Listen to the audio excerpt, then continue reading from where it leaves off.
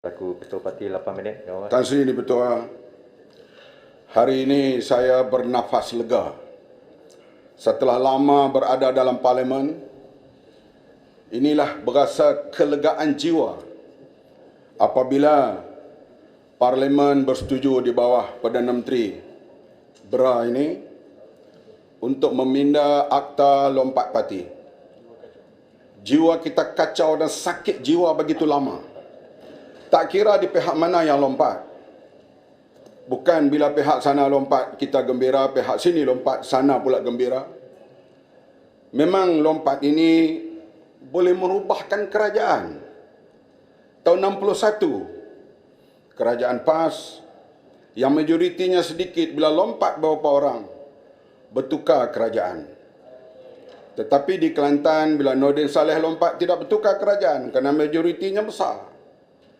Di Perak, berapa kali tukar kerajaan kerana lompat parti. Dan yang lompat juga daripada kami, termasuk parti yang hebat di AP pun ada lompat. Jadi lompat-melompat ni sudah jadi perkara biasa dalam politik Malaysia. Cuma paling berat sekali bila berlaku lompat itu berubah kerajaan federal. Barulah membuka mata semua pihak. Akhirnya kerajaan ditubuhkan melalui Sheraton Move ini tidak stabil. Tak lama Perdana Menteri itu berkuasa, tukar Perdana Menteri baru. Sekarang kalau kami mau, Perdana Menteri ini pun boleh ditukar. If we want. Tapi kami tak mau. Kami dah buat perjanjian MOU. Jadilah Perdana Menteri, buatlah kebaikan untuk rakyat sehingga pilihan raya akan datang. Bagaimana sikap terbuka di pihak kami? Kalau kami mau, dengan majoriti yang sedikit ada di pihak sana, kita boleh offer beberapa jawatan kepada mereka, datang pula sebelah sini. Menteri pula lah aku. Tetapi kita bukan jenis itu. Bagi kita, bila kita tanda tangan MOU, maka kita ikut dan kita harap Perdana Menteri juga setakat ini, Alhamdulillah, kita lihat setia dengan MOU ini. Bolehnya diperbaiki dari masa ke semasa. Bayangkan kita lihat perubahan di Perak. Berapa kali berlaku perubahan? Bila berlaku, kami waktu itu Pakatan Rakyat menang. 2-3 orang lompat, bertukar kerajaan. Sehingga berlaku demonstrasi besar di depan Istana Kuala Kangsar yang melibatkan beberapa orang ahli PAS didakwa di mahkamah. Tetapi kita marah bila berubah kerajaan di pihak kita pergi pada orang lain. Tapi kita gembira bila kita ambil kerajaan orang lain melalui lompat parti. Ini sikap yang perlu diperbetulkan. Alhamdulillah, selepas daripada pindaan ini dan akan berlaku, semua pihak akan gembira.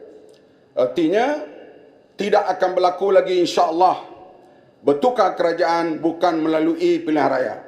Ataupun kalau berlaku perubahan wakil rakyat bukan kerana lompat, tapi kerana unsur-unsur lain yang dibenarkan dalam pindaan perlembagaan ini. Sebab itulah kita lihat, kita semuanya berazam untuk membina satu suasana baru.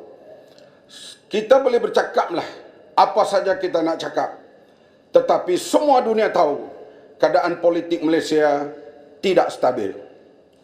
Tidak stabil dan baru-baru ini bila kita sedih mendengar bila Perdana Menteri melawat UAE, ada perkara-perkara yang tak kena di sudut protokol terhadap Perdana Menteri kita. Walaupun Perdana Menteri ini adalah Perdana Menteri yang hasilnya daripada lompat itu, tapi beliau adalah Perdana Menteri. Mesti dihormati. Tidak boleh dibuat begitu semasa Perdana Menteri berada di Dubai. Dan menteri yang berkenaan mesti bertanggungjawab hal menjaga hal-hal Malaysia ini. Sebab itu bagi saya soal ini soal yang cukup penting. Ini kenapa? Mungkin tidak dihormati Perdana Menteri ini karena bukan menang melalui mandat rakyat. Menteri itu pun lompat. Saya minta sikit saja. Yang berhormat memberi gambaran seolah-olah lompatan itu hanya di Semenanjung saya. Tak sentuh Sabah.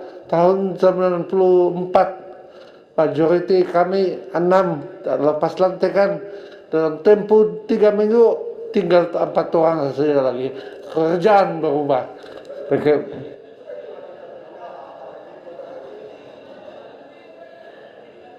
Sebab itulah dipindah Atta ini pada hari ini supaya ia tidak berlaku lagi pada masa akan datang. Sekarang kalau kita blame, belah kami blame belah sana blame belah sini. Sebab melompat itu berlaku kedua-dua pihak. Oleh itu nak memberhentikan ini semua, inilah satu Malaysia baru.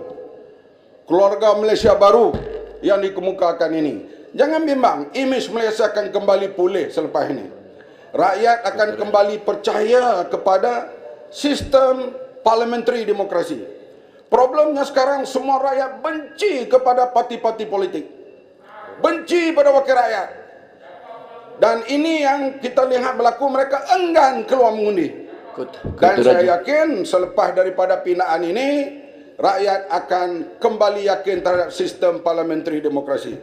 Seperti kata Padang Rengas tadi, kita hormat hak individu. Tapi hak rakyat, saya diundi oleh 90,000 pengundi. Kalau saya lompat, saya hak asasi saya. 90,000 orang yang mengundi saya itu, saya nak letak di mana hak mereka. Inilah yang paling penting. Sebab itulah siapapun, mahkamah ke apa, kena pertimbang hal ini. Kota Raja. Hak rakyat, ya siapa? Kota Raja, Kuala Selangor Kota Raja. Hebat hari ini Kota Raja menjadi malaikat sungguh hari ini. Kota Raja, di samping apa pun yang telah disebut oleh ramai pihak, termasuk Menteri Kota Raja sendiri, Paul Dickson dan Seremban dan sebagainya, semuanya, Kota Raja bersediakah untuk melihat, melangkaui daripada apa yang merupakan kekangan terhadap individu-individu yang melompat atas apapun sebab. Antara perkara yang tidak disebut-sebut lagi saya kira adalah bagaimana seseorang itu disogok. Justru kalau boleh saya simpulkan ringkasnya, kerana mereka sebagai ahli ataupun ahli parlimen, khususnya wakil rakyat di peringkat parlimen ini, mereka tidak punya kewangan untuk membiayai apapun keperluan mereka di kawasan-kawasan mereka kerana mereka pembangkang contohnya. Sudah sampai waktunya reform, institutional reform untuk memastikan fair allocation kepada semua itu menjadi satu amalan demokrasi di negara ini supaya tidak ada yang lompat kerana kemiskinan ataupun kerana ketidakcukupan dananya. Bagaimana? Ya, saya setuju. Sebab itulah ini kuncinya, rasuah.